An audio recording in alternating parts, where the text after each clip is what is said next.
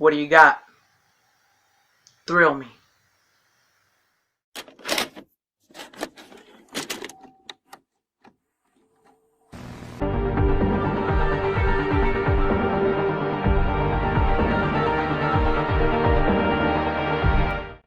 Hello fellow fellers and welcome to FanZcene, and today I have for you my review of the documentary In Search of Darkness, a journey into iconic 80s horror, written and directed by David Weiner. This was a crowdfunded documentary from a while back that I actually missed out on. I didn't get a chance to back it because I wanted to back it, but unfortunately I wasn't able to and I missed out on it. But recently I backed the upcoming documentary In Search of Tomorrow, the definitive 80s sci-fi documentary, which is also written and directed by David Weiner and the people that made this documentary, Creator VC. And with backing that project, I got a copy of In Search of Darkness, which I am so happy and thrilled to have gotten and finally gotten a chance to watch. As soon as I got it, I watched it, and I will say it did not disappoint. It is a thoroughly great, entertaining documentary film all around. Hi, I'm Chucky. Wanna play? So this is the 80s. It was a free-for-all for concepts. When your guard is down, bam! Very impressive gore. I just think they're hilarious. It's showtime. It features so many interviews with so many amazing people, from John Carpenter to Kane Hodder to Joe Dante to Heather Langenkamp to Barbara Gordon to Jeffrey Combs and Darcy the Mail Girl from the Joe Bob Briggs Last Drive-In show, and Joe Bob Briggs himself is interviewed, Alex Winter, Greg Nicotero, just so many, Cassandra Peterson, who some of you may know as Elvira, well, who is Elvira, I'm sure you all know her, also so many like people like Nick Castle, and who was the Shape in the, was Michael Myers, he was the Shape, and so many so many people, Larry Cohen the director, and Stuart Gordon the director, just so many, and so not only just actors and actresses and directors, also Tom Atkins and Keith David, they're interviewed, but like I said, not just actors, actresses, and directors and visual effects people, but also some fans of these films. And it was so great to hear all their stories and love and excitement for these films that they wrote, directed, starred in, did visual effects for, and are fans of. Today's actors, actresses, and directors, to me it seems like they don't really care for what they do. The modern ones, it's like they do a project and move on, and they don't really think about what they did or were really fans of what they just did. They just did it and moved on. Whereas like listening to all these stories of all these actors, actresses, directors, visual effects artists, and fans of these horror movies, and the love they have for them, the enjoyment they got out of making them, the enjoyment of watching them, the fun they had with this visual effects, and just it was so refreshing and interesting to hear these stories and to see how much they actually love the genre of horror that they've become synonymous with. It was honest. Most horrifying things that I'd ever seen. Terrific. It felt like a simpler time. Good and evil, right and wrong. Boundaries were being broken. It was taboo.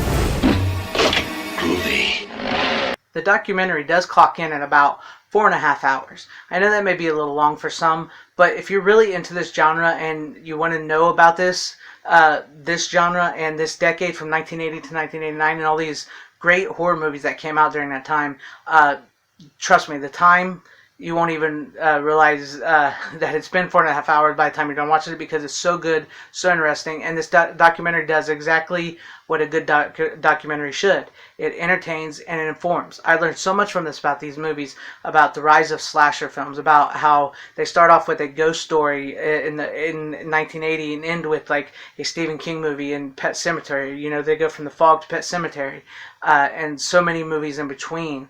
And to learn about them and when it went into making them, and how they all came to be, was just so very informative and interesting. And also to learn like the poster art for these films and the cover arts for the VHSs when they released, how they played an important part in selling these movies to general audiences, because horror movies have been looked down upon by most studios and everything, so they had to get really creative with selling these movies to audiences out there, and I thought that was really interesting, and I just really enjoy these movies.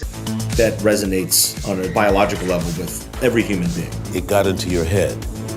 I'd like sit friends down and be like, you gotta see this. Horror has given a lot of women great roles to play. Chronic, everything's funny. You get to have the fun of the danger without the real danger. Tension, chase, kill.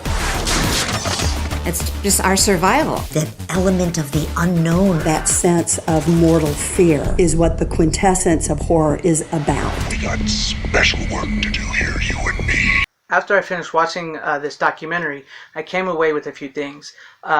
Enjoyment, information, entertainment, more appreciative of these movies from the 80s, more appreciative of the people that worked on them, a list of movies that I have not seen that I now want to see, a list of movies that I have seen that I want to rewatch because of this documentary, and also to see that actor Tom Atkins is just as cool and badass in real life as he is in his movies. I will take practical effects any day over CGI. I wanted to be the guy in the monster suit. The makeup artist became one of the stars of the movie. Monsters, vampires. Cavalcade werewolves. I thought I was making the only werewolf film. It was really disturbing and phenomenal. I want to have extreme feelings. I want to laugh loud, and I want to worry, and then I want to cry, and it's all about the emotion. Hop on my bike with all my friends, ride down to the video store, rent a stack of horror movies. We were all in the moment and making stuff up. I love the magic of the movie. Nostalgia is powerful. Guilty pleasure? I'm not guilty about it. I don't feel guilty. I think it's great. Then I offer her a sip of beer, and there we are in bed. Just like that, it's that easy. 'Cause I'm smooth. I suggest, if you can, to get a hold of this documentary in any way, shape, form you can, the right way, the appropriate way, because it's worth it. You know, get it, get some friends, get some popcorn, and enjoy. And please, in the comments below, let me know some of your favorite 80s horror films, or some of your favorite 80s films in general. I really want to know. Let me know down below. If you liked this video, please give it a like. If you didn't, I guess you could give a dislike if you want. That's up to you. I'm okay with that. Share the video out for everyone to see. Subscribe and hit that bell for notifications if you want to see more. And wherever you are, have a great, safe, happy, healthy day, morning, afternoon, evening, and night. I thank you for watching. And remember, don't be afraid. It's just a movie. Godspeed. We have such sights to show you.